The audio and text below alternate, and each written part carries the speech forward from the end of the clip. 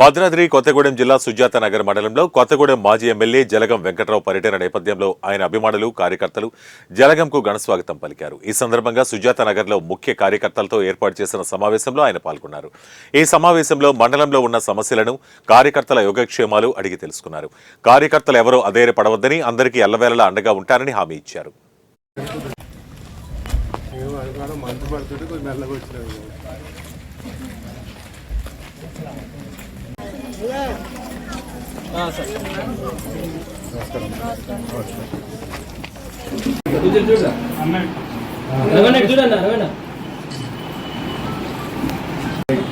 ఓకేనా photographer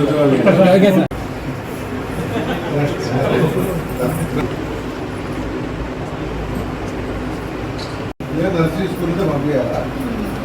PP1, PP2 చాలా గొప్పగా మాట్లాడుతున్నారు. చాలా గొప్పగా మాట్లాడే రోజులన్నీ కూడా తొందరగా క్షీణిస్తున్నాయి. కొంచెం ఆగా మనం కూడా ఓపిక బట్టి ఆగాలి.